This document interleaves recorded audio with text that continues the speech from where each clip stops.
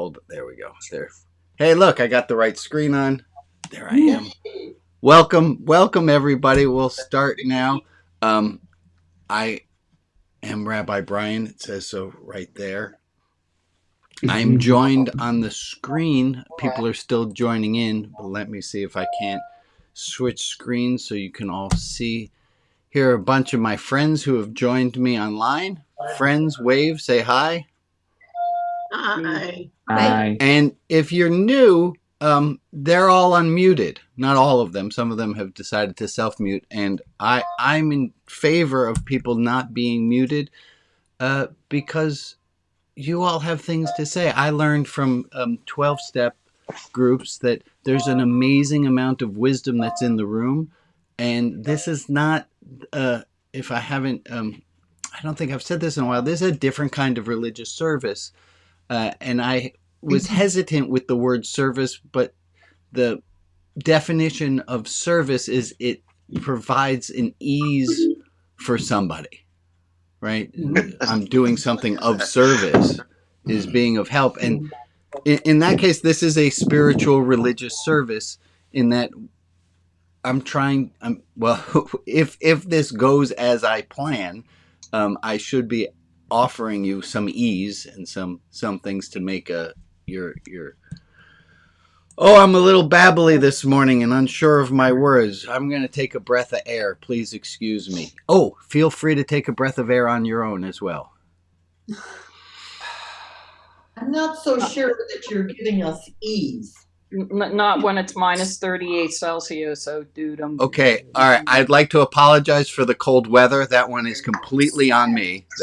Hell yeah. Definitely. And as Blame far the as Pacific Northwest for everything. Bastard.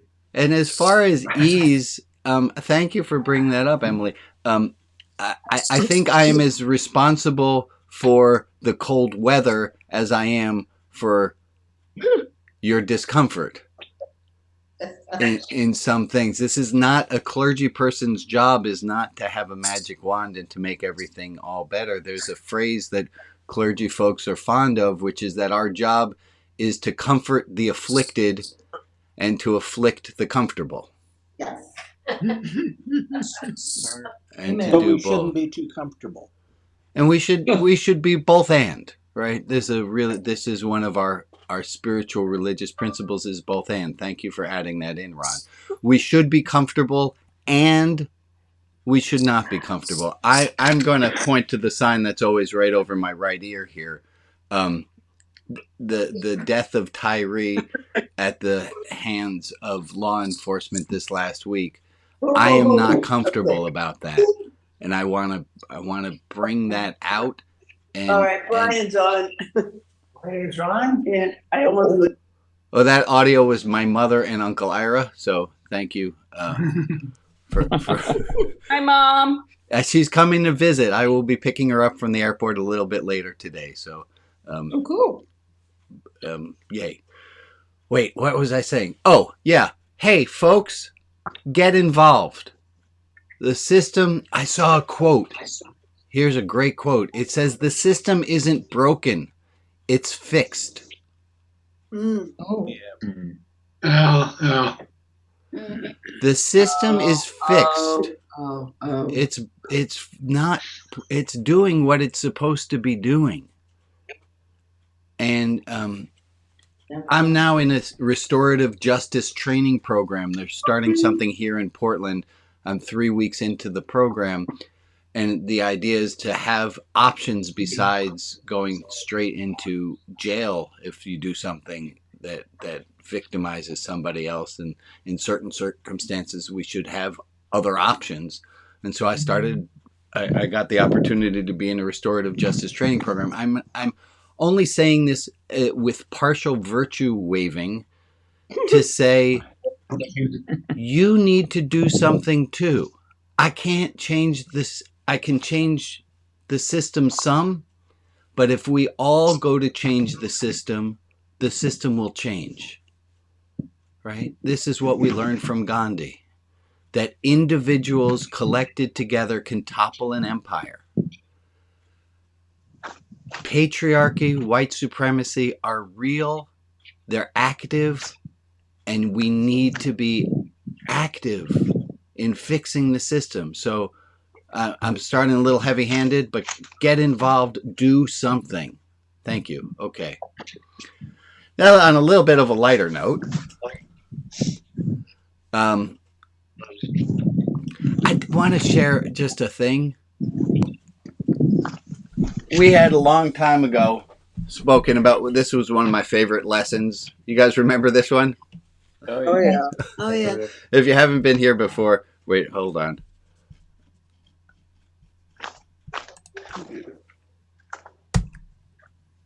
Oh, Alex! Oh, infinite regress. Did you spotlight me? There we are. So this is one of my favorite. Who has a memory of this one? Show your hand. Let me see you for a second. So if you haven't been with us for a while or you don't remember this one goes like this. And I encourage everyone to carry a tissue or a handkerchief with them to remind them of this. Is that it goes like this. If I take my tissue and I go,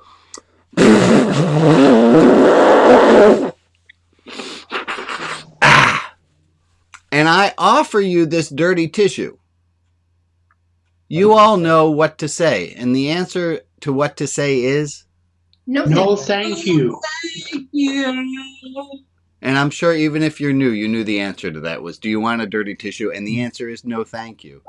And what I taught with this was what my Buddhist mentor Nagi taught me, which is when somebody offers you an insult, you have the right to say, no, thank you. No, thank you. I want to make an amendment on that. Yes, that's true. And that's really hard to do. Yes, you have the ability, at least on paper, when someone says something obnoxious, you have the ability to say, no, thank you, I need not take that insult. But that's a goal. That's what we're trying to get towards. And in this last week, I couldn't do it. Somebody offered me an insult. An institution actually offered me an insult. And I had a hard time saying, no, thank you. I don't need your dirty tissue. So I wanted to bring those two pieces out, was that we have the right to say no thank you when someone's obnoxious to us. And it's really, really hard. And it's going to take some practice, which is going to bring us into what I want us to talk about today. Hi, everybody. It's good to see you. I'm taking a moment just to say hi. Hi, Rachel and Jordan and Naj and Afia and Ann and Ray and Patty and Rita and Rob and Shmuley and Jim and Harold and Connie and Tony and Candace and Alex and Sari and Marge and Linda and Michael and Aaron and Jess and Ron and Joe and Chad and Lisa, who are always in the same chairs, and it always makes me happy to know that something's right in the world. And Candace, Maria, and Emily, again, we got more than one Emily. And Meg, and hi, Carolyn, and Al, and Moja, and Gord, and Lee, and Rags, and Alexia, and Melissa, who got high-speed internet, so she can now join us with video, so I'm so glad to see you. And Jack, and Bob, and Alex, and Carol, and Emily, and Betsy. And I have a question. And Rob, and Alice, good morning. And I have people who are on audio only, so I didn't get a chance to say them. But let me ask you a question. When I was going through the screen, and good morning to my friends on Facebook. Oh, I forgot about them. So good morning to Ginny, and good morning to Shirley, and anyone else who's watching this later. I didn't get a chance to thank you if you're watching this later. Obviously, technology only works so well. But for those of you who are watching live, when I was going through and you knew at a certain point, oh, he's going to say all the names. Did you get a little bit excited to hear your name said? Yeah. Yeah. Of course. Of course, right? I often say adults hate being treated like children, and they really want to be treated like children. We love it. If this little exercise did something for you, if hearing your name gave you a little bit of, woohoo, yay, I've been seen. I have this great thing for you to do. Text somebody. Think of somebody right now. You all have electronics. I know that because I see you and we're doing electronic. Can you think of somebody who you can send the message to? Hey, I just wanted you to know you're a light in my world. Translate any way that you want. But hey, I just wanted to say hi to you today. Is there someone you can think of right now? I see a few heads nodding. Is there someone you can think of right now who you want to spread a little sunshine to? Oh, I see some people are doing it. Yay, look at that. No time like the present. And while you're doing that, how's that feel for you, knowing you're spreading a little sunshine? It feels good, don't it? Okay. It's a simple little hack. So, Emily, you asked for a little bit of ease and grace and joy. Here it is. You get your moment of just telling somebody that you see them. This is countercultural, what we're doing. This is countercultural. Our culture doesn't take time to, we don't do this. We have Valentine's Day. There's a big, I like what we're doing here. I have a quote from Viktor Frankl that I want to share with us. It says this: when a person can't find a deep sense of meaning, they distract themselves with pleasure. When a person can't find a deep sense of meaning, they distract themselves with pleasure. Yeah. But isn't sometime a deep sense of pleasure? Aren't they sort of the same thing sometimes? Yeah, I don't think wakeboarding is. I don't really even know what wakeboarding is, but I think it's some sport you do at resorts, isn't it? Yes. And if you're an avid wakeboarder, I apologize. I don't want. It was just the thing that came to mind. That seems like a pleasure thing. Last night, I had a beer too many with my French horn teacher because I could. I was distracting myself with pleasure because remember the thing I told you where I couldn't not take the tissue that someone gave me. Right.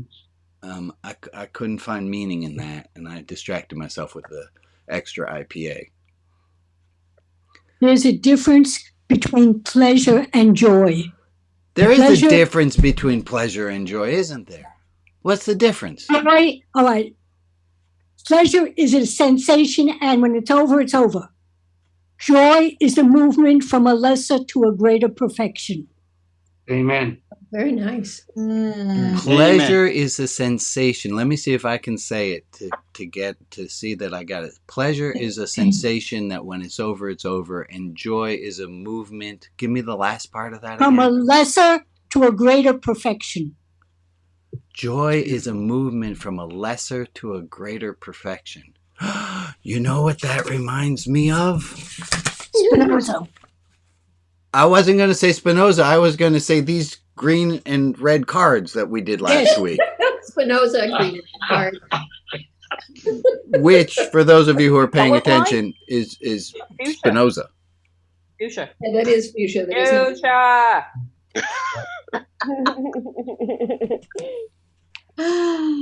I just need to say that seeing Carol speak and share her wisdom is joy. And I thought it was just pleasure because 25 years ago, I had the opportunity to sit at Carol's feet and learn from her. And I thought it was over. And literally just last night, I was thinking about something that she said that changed my life. And now what a joy to see her and learn from her again. So pleasure can become joy. And moments that we think are over can open up to new moments of joy if we stay open to the possibility.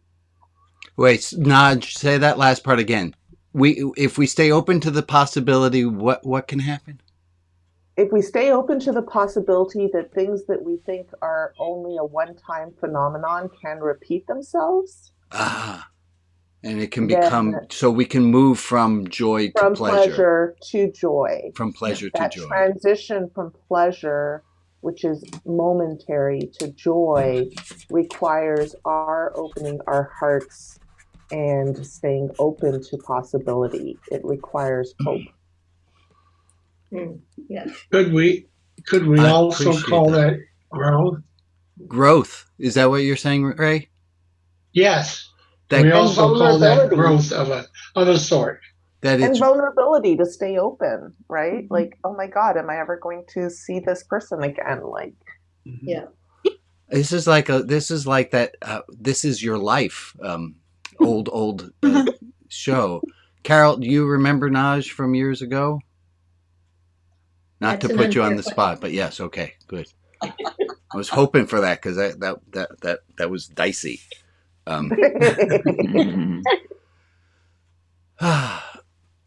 Give me. You've made my day. Yeah, wonderful. So let's talk about pleasure. Make all our days, Carol. Absolutely. Hold on. Amen.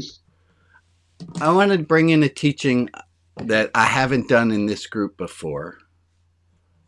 And it's going to look a little bit like a chart. And that's because it is. So here's A, B, C, D, E. And as I'm putting this chart together, I want you to think about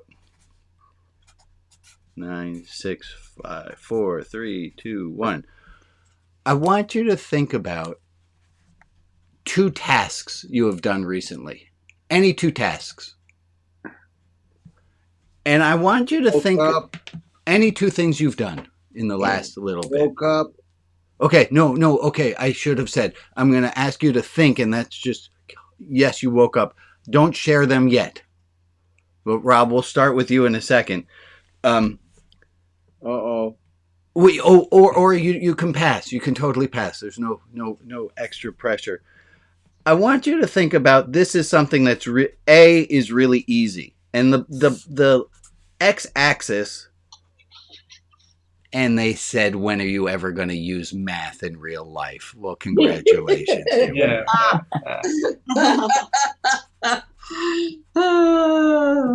So here's on the scale of easy to impossible. And here is stress, more stress. Here's anxiety. There's impossible. And this is I didn't know we were going to have such a great distinction between joy and pleasure. Oops. There's joy. Rob, you said about waking up. If you were to put the dot for waking up, is that under stressful, impossible on the scale of difficulty? Is that an A, B, C, D, or an E? It's a C. C is not. It's not that stressful to wake up. It just happens naturally. Oh. And how much joy did that bring you? Now, individual results may vary. Rob seems to have more joy than the average bear. I don't really know. It's not literally Bob. I'm not literally talking about bears Call me here. Yogi. Okay, so Rob, where would you put yourself? Waking up in the morning is a C10? Where do you want to be? For me, A. 8. So I'm going to put it C8. And give me something else that you've done in the recent past. I meant an A like alpha, not A like. I apologize. That's all right. We're going to have outliers in this graph. But somebody else, give me a task. I'll give you one. Folding laundry. Oh, I like that. Okay, in my book, folding laundry is an easy, and it's not the most fun I've had in the day. Yeah. Oh, Give me I another usually have activity fun that about you've everything. done. Let's see where that goes. Pack. Yeah. Everything is an 8 to Bob. Okay, let's not define other people's experiences. Individual results may vary. Give me one. Yeah, Melissa, you have your hand up. Look. Oh, and I acknowledge she had her hand up as though that might be a good idea. Go ahead, Melissa. Okay.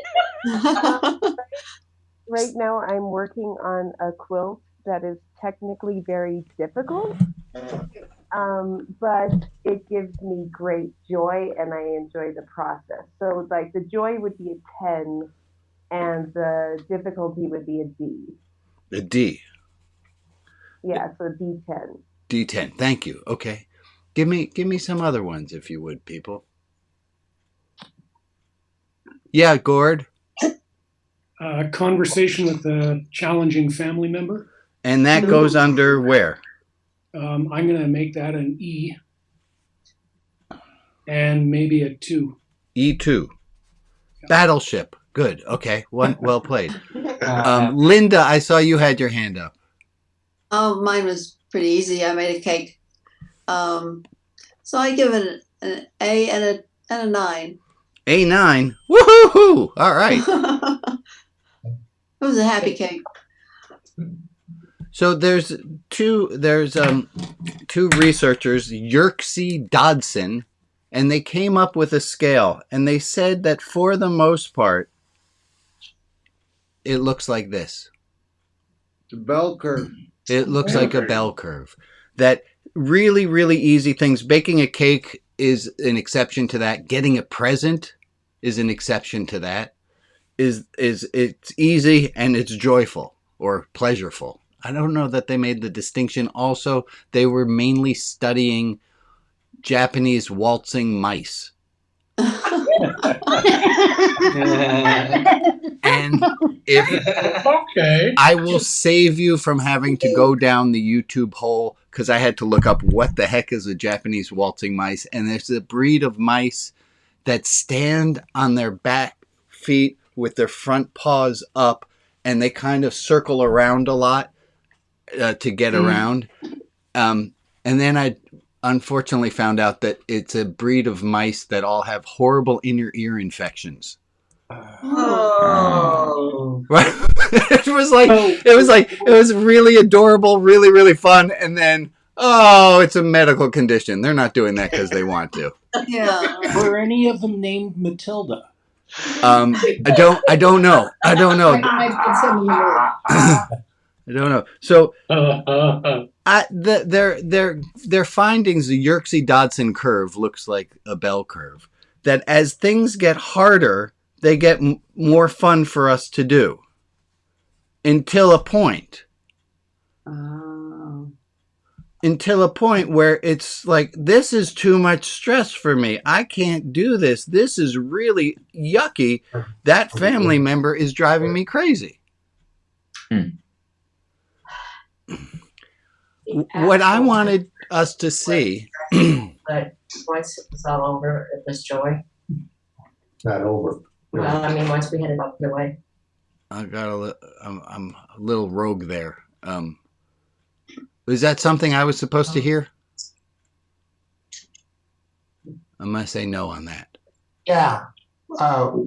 We were kind of wait till you finish. We just helped move our daughter from Phoenix to Amarillo. Okay. And where is that, Harold, Connie? Where would you put that? We're just kind of talking about that. It's probably about a D8.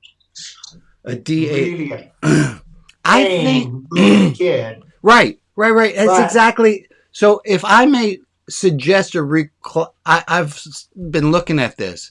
Harold, Connie, tell me, I think a lot of the most loving acts we do fall about a C3. They're not really the most fun things to do to help your daughter move. I would move it up to about a 5-6. Okay, I'll put you up in here. You're basically right. That a lot of the things that we do, the things that are the most meaningful, are not the most joyous. They're great looking back on them and seeing, oh, aren't I glad that I helped my daughter?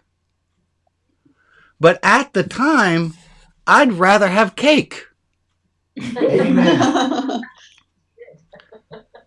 And so my takeaway from all this is that this, and Carol, I think we can bring in your distinction on joy, that a lot of the spiritual things are pleasurable, are not pleasurable in the Yerkes Dodson scale. They're stressful, but they're meaningful. And There's someone who answers that. Say that again, Carol. There's someone who answers that, and that's Brother Lawrence, who wrote about the presence of God. If you decide that everything you're doing is a way of living out who you're supposed to be, then even washing dirty pots can become meaningful and therefore joyous. Joyous. Not joyous, pleasurable. Not pleasurable. Joyous. Joyous. I got Moving them from wrong. The point is that many of the things we do feel repetitive and boring. And if we can change our perspective and say, this is where I make my contribution, we move to a much higher level of joy. He talks about the focus. That's why it's the practice of the presence of God. Exactly. Exactly. And it's a new translation, by the way. That's wonderful. Wait, hold on 1 second. Rags, would you say that again for us, please? Oh, the book that you can get that he wrote, it's called The Practice of the Presence of God. The practice of the presence of God. Spiritual practice. So it's a discipline. Wait a moment. You can't just go into the church, get your hit of God, and then move on, and you've gotten. It doesn't work like that. It's a practice. You develop a whole sense within yourself of having this as the basic way you view anything that you're doing. I'm doing this because I was created to give. I've been given the gift of life, and now I want to give a gift in return. And the gift is my presence, my openness, my gratitude. Can we get an amen? Amen. Amen. Do you all see why I think of Carol all the time 25 years later when I'm doing dishes or when I'm walking the dog and I have the opportunity to turn those random moments into pleasure, into joy, into love, into prayer? Do you see how like her wisdom has stayed with me? Oh, Naj, that's why they're all here. I'm so amazed. Carol's a rock star. I know.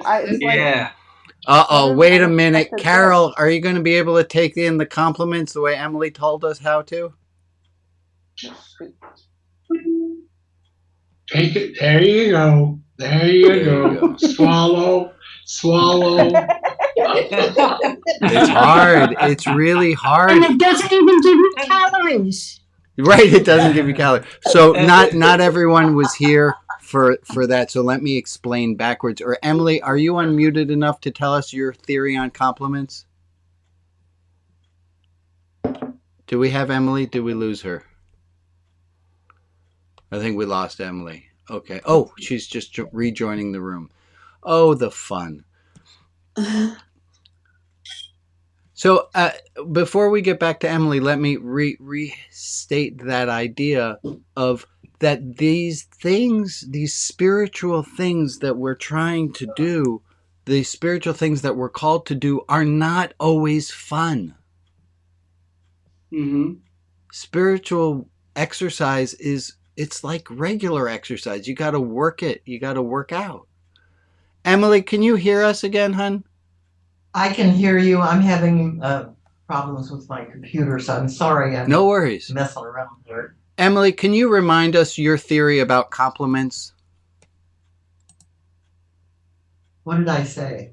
You told us you told a whole bunch of people how to take a compliment. Oh, of course. All you have to do is swallow.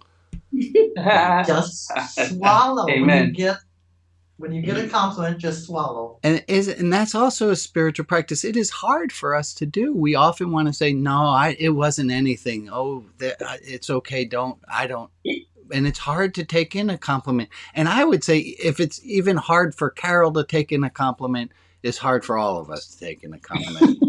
So thank you. Rachel, you have had your hand up and you've been patiently waiting. I appreciate that. Go ahead. No What do you worries. got? I love that chart, and it's interesting, the sense of some of the tasks that are spiritually meaningful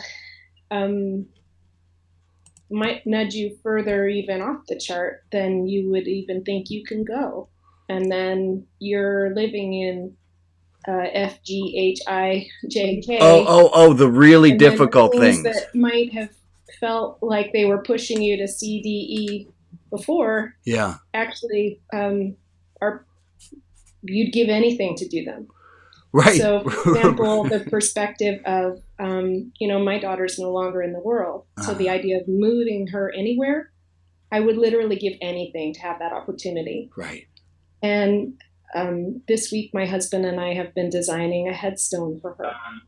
Right off the basket. I mean, that's labor on a spiritual level. That is. I think to the alphabet in a place that I don't think I've even ever gone as a person. Yeah. Yeah. So it's interesting because then when you are living so far down the alphabet, then simple tasks that are doable, problems that are fixable,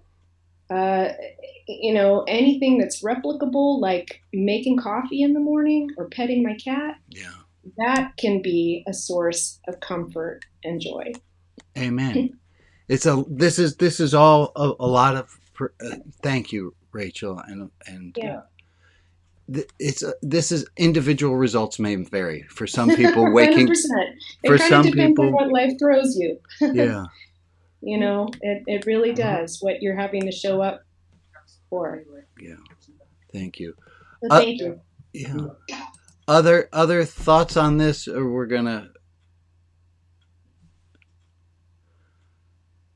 good? We have a few prayers and thoughts of people. And Maria, I've lost you. You there? I'm here. Oh, hi, Maria. Maria, would you be so kind as to read our list of prayers for today? And then also, folks, this system is not perfect. I don't know if you've noticed that. Appreciate the laughter. We want to be respectful and add anyone's name to the list of people's names. But I remember being in college and I went with my dear friend Shauna to her, like we were doing, she came to a Friday night service and I went with her to the Catholic group, and it was the first time I had ever heard prayers being weaponized. Huh. And like they went around, it was a sharing part, and they went around and somebody prayed. I'm going to make this up. I can't remember what the details were, but I really pray for David, who's having such a hard time after his recent breakup with Rachel, who was never really good enough for him. Like, it was like, what? It wasn't exactly that, but if we add, and I get the intent to add Vladimir Putin to our prayer list, and I can understand why we might want to, but I would also say, we're trying to keep this a local, non-politicized list of names of the people who directly are affected or in this community. So if we left out, it's what we're, email me, come to Tuesday office hours and help me rethink out how we should be doing this. I would be glad for the help. Maria, I think this is where I turn it over to you. Okay. These are the names of people to lift up and send positive energy to: Irene, Linda, Francis, Alicia's friend and his companions, Carol Good Hansen, Ken and Joe, Doug, Phil, David, Pat, Abbas, April, Jill, Iggy, Steve, Daryl and Kelly, Sergey, Paula and Dennis H., the Dixon family, Greg, Anton, Dawn, and Linda, the Cook family, Sabrina, Lois, Cindy, Peter, Paris, Robert, Emma, Jane in spirit, Ben, Hugh, and Jewel, Kat, Andrew, Robert, Rita S., Greta, Jim B., Elizabeth and family and friends, Kat and Paul, Louise, and an unnamed baby girl from Lethbridge. If there's another person in our community we can offer light and love to, please put their name in the chat and I will add them to the list in the clubhouse. And for the people who aren't named but who are in our thoughts, we send them light and love as well. So let's sit for a minute of silence starting here until 36, till 37.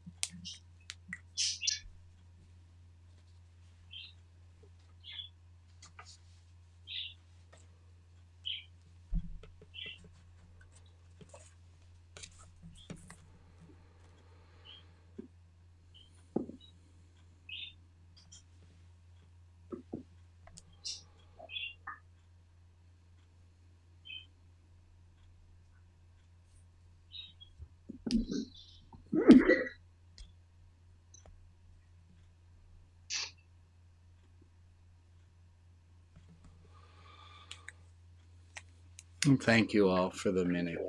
That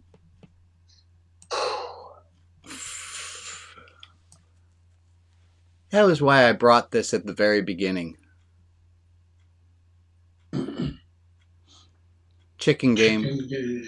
Don't look at this chicken. Game over. It's not a fun game. I don't know what the letter is before A, but this game is that unfun. There's no pleasure, there's no joy. There's joy in the joke of it, but there's nothing pleasurable. I had wanted to bring that. I wish I had brought that in earlier. Okay, feeling an odd moment. That's all right. I have some quote. Oh, let me make a few announcements. First of all, 143 weeks ago was what I'm calling the first of these services. I looked up where we're at. So there's some of us who have been doing this for 143 times. So I think that's really cool. And if you're just joining us, maybe we'll do 143 more. I'm hoping to. I enjoy doing this. And thank you. I know some people brought their friends, invited friends to come. I think that's totally cool. And that's encouraged. Let me go with my announcements for today. Come on, Brian. Hit the right key. There we go. My announcements for today. First one, it's the one that I always make in the newsletter on Monday, is all about this. It's okay not to be okay. Last Monday, I had a really bad day. It was an awful day. It was one of the worst days I've ever had. But yet, I knew that it was okay. That it was okay to not be okay. I wound up putting myself back to bed about an hour and a half after getting up.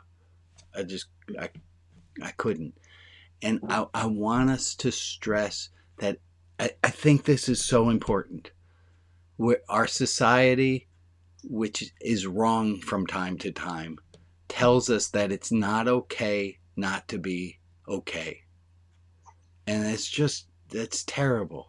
It's spiritually violent to force ourselves to think that everything's always okay, and it's not.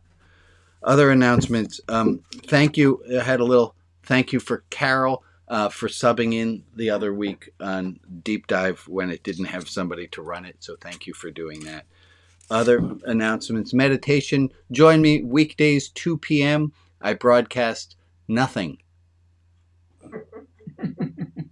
And if you were able to catch the one yesterday before Facebook took it down, it's broadcasting on Facebook, YouTube, and rotb.org. 2 p.m. Pacific time. It's unguided meditation. You're welcome to join me. I find meditation to be really important. Go to rotb.org and get the blog and more. Sign up for, you don't have to sign up at this same exact link that you used to get here today. Tuesdays, 11 a.m. is office hours. You're all invited to that. And if you have thoughts about things that we should be doing in this service, is a great place for us to explore.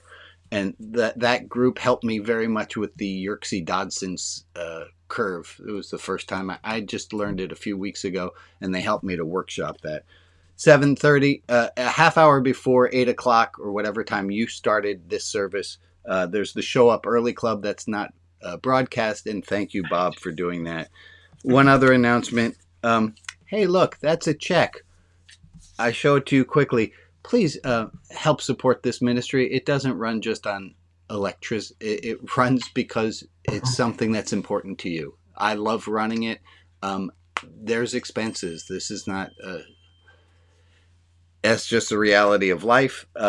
So if you have the ability and wherewithal to please donate. Okay.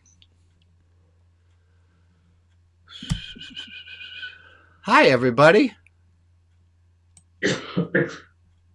I got a few waves. Thank you for the waves. I'm looking down at the cards that I have in front of me.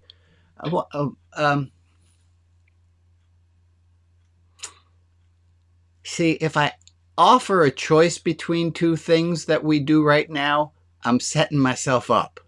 But don't do it. So I'm not going to offer a choice. It's also my philosophy when feeding people is the fewer options, the easier. Like don't, and also in just keep it simple. So I was going to say we can do this or we can do that, and then you have an opinion, and I might not do the one that you wished we had done. So we're gonna look back for a hold on. Let me just gauge time.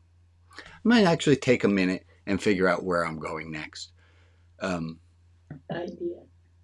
Yeah.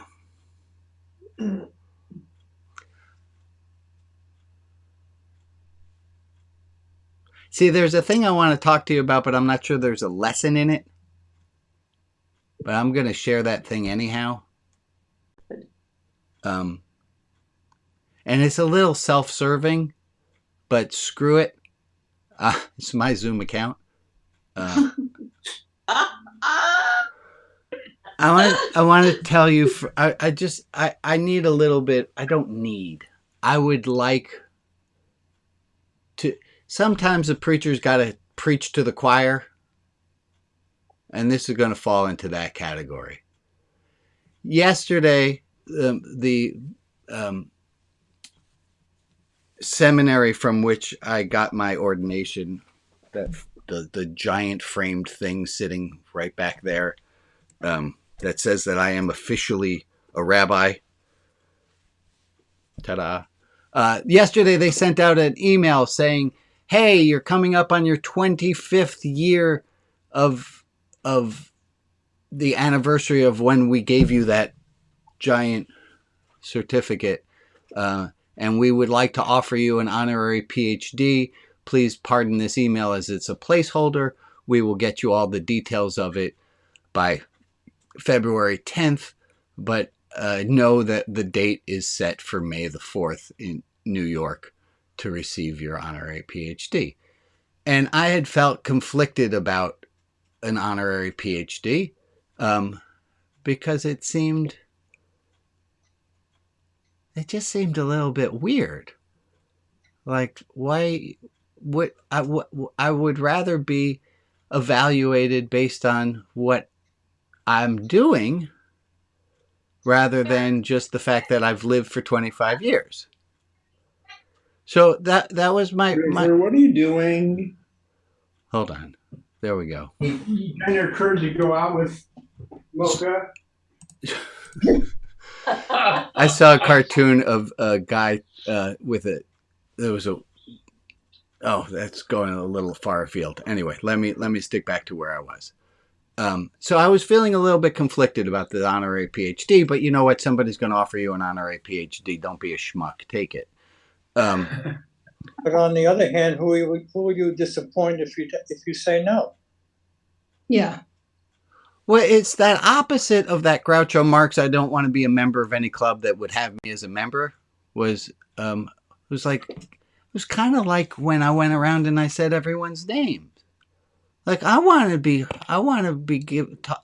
Well, here's the thing. So that email went out yesterday. The email went out yesterday announcing this, and the thing that you didn't know while I was telling you that was I did not receive that email. I was on a very short list of people who did not get that email. Instead, last Friday, I think it was, I got an email saying, hey, I'm new to the college in the role of alumni relations, and the school would like to know more about what you did after your graduation before we consider you for the honorary PhD.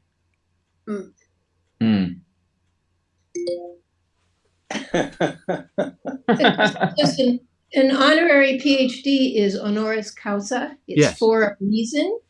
And it means that your life, what you've done in your life, is equivalent to, or maybe better than. Correct. So they're telling me we have to investigate what you're doing. It is, yeah. Felt like them saying, here. Yeah. Definitely. And I get it. I get it. I get that before it happened, I was questioning whether or not I wanted it anyway. But then when it was withheld, I don't know how the verdict's going to come from my interview with this man. I can't imagine that they wouldn't give to me the honorary PhD, but you'll find out if they don't. I think it would be absurd. But one of the questions that was asked in my interview with this man was, well, how many people who come to your services are Jewish? And I said, I don't know. And frankly, I don't care, nor do I think that my colleagues who are at traditional houses of worship have signs up that say Jews only. I hope not. So if you rock the boat, you're in trouble. Yeah. And Carol, you had said this, I think, last week or 2 weeks ago, that you said, Brian, what you're doing is dangerous. And I thought, oh, that's sweet.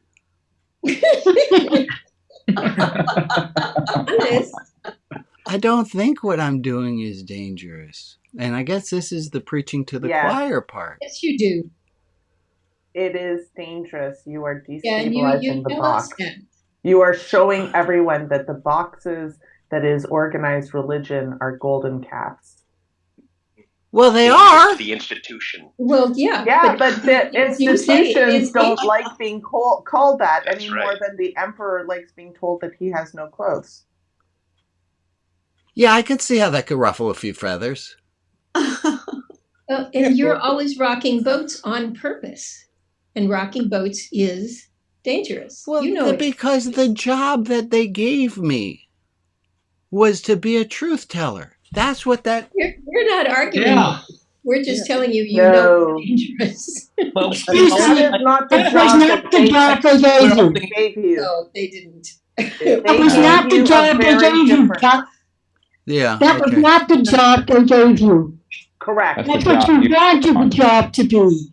The job they gave you was very clean, and it was... Carol, move away from the microphone a little bit. It's getting a little too much feedback. Just back up. There you go. Go ahead. That's not the job they gave me. They gave you the job called Yay Team, build up the team, increase the team, support the team.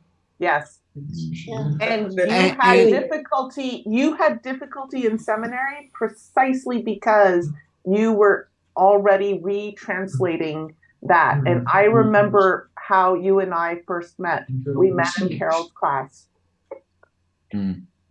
Oh, how do you like that? I'm trying to see it from the point of view of the institution and so on. And they are curious to find out the range of different kinds of lives that have been lived. Yeah, that's the way I like to look at it, Betsy, is so maybe my greatest fantasy is coming true. Of me saying, I don't want them to just give me a PhD based on me being 25 years older. I want them to give me a PhD based on the works that I've done. And if I changed the perspective just by a moment there and say, well, look, they actually, Brian, your prayer got answered. They didn't just give you the honorary PhD. They called you up and they said, we'd like to learn more about what you're doing and why it's right. And so I had the opportunity to, I'm really glad we talked about all this. Might I say? Yeah, go ahead, Ray. Might I say that in reference to Carol, build the team up, Yay Team, go team, you are doing exactly that. Yes. It's just not the team they want you to play on. But you are coaching us. You are building us up. You are Yay Teaming us. So, damn it, you deserve the PhD. I agree with you. Well, don't they have to, when it's announced, the ones I see, it always tells you why. So there should be some write-up that says, it's never going to say because it's been 25 years. It's because of what you've done. So I don't know. Do I have any? I hope that happens because then it'll spread the word. Stephen, do you know the answer to that one? Do you got one of these? On the wall downstairs. And what does it say? What you became an honorary PhD because? It is personalized to reflect your contribution to the community. Do I get to say what that is, or they get to tell me what that is? Oh, you tell them, and they will put it in words on there. So I did fill out. There was a whole survey. I had to send them a resume and all, but everyone had to do that. Yeah, and they want to know. It's not a test. It's just so that they can personalize. Oh, and if they are challenging you, yeah, things that have changed terribly over the last 25 years. Well, by the way, for 50 years, all you get to do is not pay dues anymore. I didn't get any fancy pieces of paper and double that number. Oh, but what they want to do is personalize it and make it speak to your contribution. Well, I will look forward to reporting. Doctor of Divinity. It's not a PhD, but it's still nice. Yeah. Oh, I get a doctorate in divinity? Yeah. Yes. Okay. I look forward to that. And it gives you the privilege of putting those 3 stripes on your robe that you'll never wear. Get stripes. I get stripes. Yes, because those stripes say that you've got some kind of a doctorate. It doesn't matter if it's honorary or real. Can I buy those stripes on Amazon? Probably. I got people. Find a way to get you those stripes. I appreciate it. Hold on. I got people with their hands. You've made a major contribution to the community. It should be, and it is definitely honorable. I think so. And if there is any challenge to what you're doing, I would love to hear about it because that's not the school that I pay tribute to. Right. So I did ask them I sent a follow-up email, which was a little obnoxious and a little bit funny. And I said, I forgot to mention in our conversation that I have not been investigated for embezzlement, fraud, or sexual allegations. Which, because I wanted them, I was like, hey, I didn't say that, but it was like saying, what are you testing for? Because is that okay? Anyway, Bob's got his hand up and waiting patiently, then Ray, then Alec, then Marcus. I want to say that in my career of 52 years of providing customer service, that what was most important to me was what my customers thought about me, how I was helping them, what I was doing. I love And I that, think Bob. that the fact that you've got 50 people here that have joined you because they find it of value, in my opinion, that's more important than any title or anything like that. And we live I in a world agree, of Bob, titles. and I thank you. And I'm going to do this. I second it. I'm going to swallow that in. I want that to be known. All this that I know, and still I got insulted when they handed me a dirty tissue. That's because you're human. That's what. That was my point. That was my point. Is we're all human. That I can have. Go ahead. Ray had something, and then Marcus. Well, I had already said it. It's Okay. fine. Go ahead. Go ahead, Marcus. Oh, hi, Marble. I was just gonna say, I think we can all give you a honorary PhD for dismantling systems that weaponize religion and foster division. That is what you're doing here. And screw what some person thinks. Well, I'm switching the. Thank you, Marcus. I'm switching the commentary and doing it like more of. They want to know more of what. Maybe I'm deluded, but maybe they do want to know more of what I'm doing and to really understand how. Have you ever been at any of those services? Because I have been. Yeah. And they always say what the person has been doing. So now you have a chance to say, I have had the opportunity to do so. I don't think you were handed a dirty napkins. I think you thought it was. I think they were just simply saying, we want to know how to be able to describe you to the people who are coming to this service. I'm going to take. You were handed a dirty tissue and you weren't. You interpreted it that way. It's possible, Carol. I'm going to take a look at that email again, and it's quite possible that my hackles went up for no good reason. You have a chance to tell them what you most value. And I think that's a wonderful opportunity because there'll be people sitting out there who will want to hear about this. Who will be surprised. Good way to look at it.